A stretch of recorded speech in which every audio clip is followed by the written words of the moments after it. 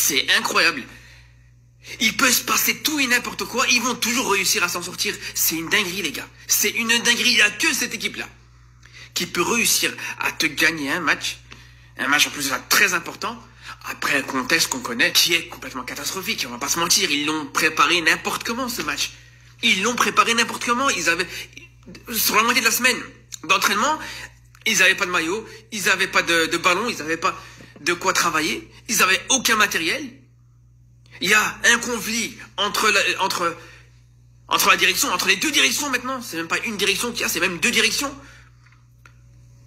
Un conflit entre le coach et Samuel Eto'o qui est président de la fédération. Et malgré ça, ils arrivent à gagner. Et pas n'importe comment, les gars.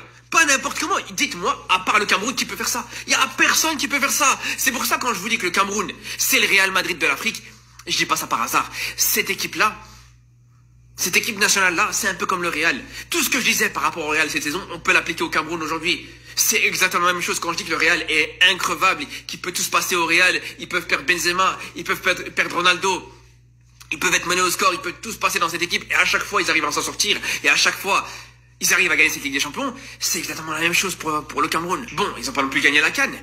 Mais malgré ça, voilà. Ils arrivent toujours à s'en sortir dans des matchs où tu te dis, non là, ça va être compliqué. Et je peux vous dire que tu prends n'importe quelle autre équipe africaine qui se prépare dans le même contexte que le Cameroun pour préparer ce match contre le Cap-Vert, tout le monde perd, les gars. Tout le monde. Tu prends le Maroc, tu prends le Sénégal, tu prends la Côte d'Ivoire, tu prends l'Algérie, tu prends la Tunisie, tu prends n'importe quelle équipe, tu la mets à la place du Cameroun. Dans les mêmes conditions, dans le même contexte, dans la même préparation et tout ça, bah, c'est fini. Tu perds ce match. Tout le monde perd ce match. Et là, le pire dans tout ça, c'est pas juste que le Cameroun a gagné. C'est que non seulement le Cameroun a gagné, malgré encore une fois ce contexte très compliqué, mais surtout le Cameroun gagne avec l'art et la manière. Et c'est peut-être l'une des plus belles victoires du Cameroun sur ces derniers mois, voire sur ces dernières années.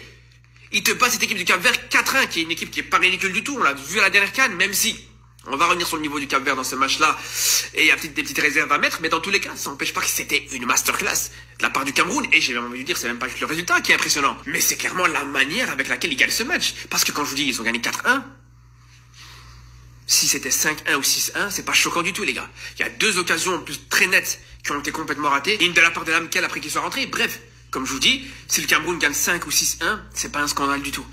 Et au-delà de ça, la domination était totale de la part du Cameroun aujourd'hui dans ce match. La domination était totale, il n'y a eu aucun doute.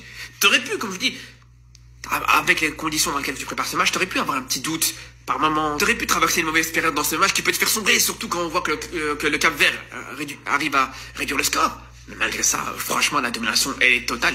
Elle est totale. Côté Cap-Verdien, t'as un but qui arrive, mais je vous dis la vérité, c'est un but qui arrive, j'ai envie de vous dire, presque, je vais dire contre le cours du jeu. Mais en tout cas, si le Cap-Vert a 3 occasions dans ce match-là, c'est déjà beaucoup. T'as le but, bien sûr.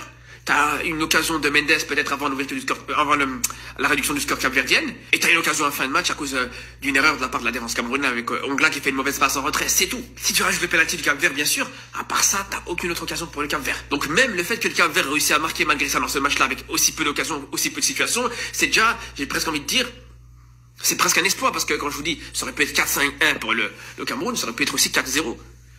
Clairement.